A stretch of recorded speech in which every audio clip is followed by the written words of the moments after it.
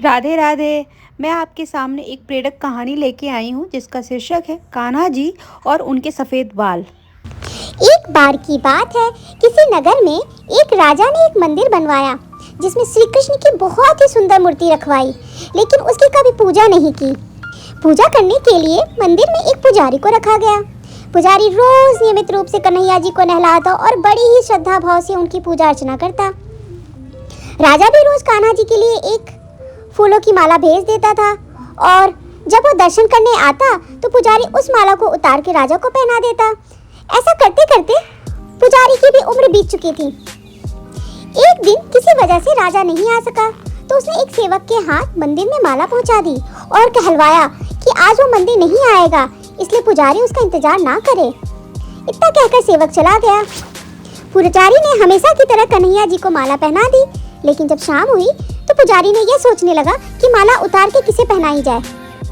उसने सोचा क्यों ना ये माला आज मैं ही पहन लूं, वैसे भी मेरी उम्र हो चली है, जीवन का क्या पता कब खत्म हो जाए। इतना सोच के पुजारी ने माला उतार कर अपने गले में डाल दी, लेकिन इतने में ही वहाँ पे सेवक आया और उसने बताया कि राजा की सवारी मंदिर में पहुँचने वाली है। राजा की सवारी आने की बात जब पुजारी ने सुनी तो वो डर गया। उसने सोचा कि अगर राजा ने उसे देख लिया तो वो मरवा ही डालेगा। आनंद फानंद में पुजारी ने माला उतार के वापस कन्हैया जी को पहना दी। जैसे ही राजा अंदर आए तो हमेशा की तरह पुजारी ने माला कान्हा जी के गले से उतार के राजा को पहना दी, लेकिन माला पर लगा सफेद बाल देख के राजा समझ गया कि पुजारी ने यह माला स्वयं ही पहनी थी। फिर क्या था, राजा क्रोधित हो उठे और उन्होंने गुस्से में पुजारी से पूछा कि माला पे सफेद बाल कहाँ से आया।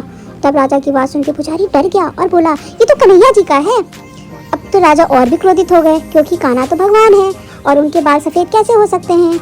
इसलिए राजा ने फरमान सुना डाली कि कल श्रृंगार के समय राजा खुद आएंगे और देखेंगे सच में कान्हा जी के बाल सफेद हैं या पुजारी झूठ बोल रहा है। उन्होंने कहा कि अगर पुजारी ने झूठ बोला तो उसे फांसी दे दी जाएगी।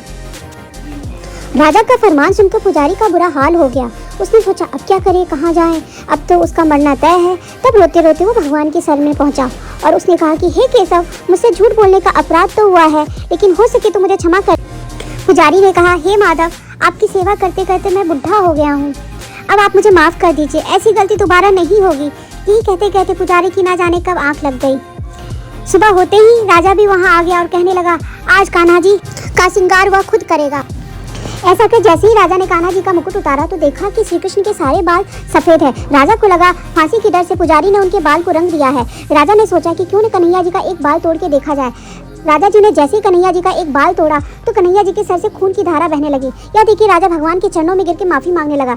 हे राजन, तूने तो सिर्फ मुझे मूर्ति ही समझा, परंतु पुजारी ने सच्चे मन और पूरी श्रद्धा से मेरी भक्ति की है, इसलिए उसके लिए मुझे अपने बाल सफेद करने पड़े। श्री कृष्ण जी अपने सच्चे भक्तों का साथ हमेशा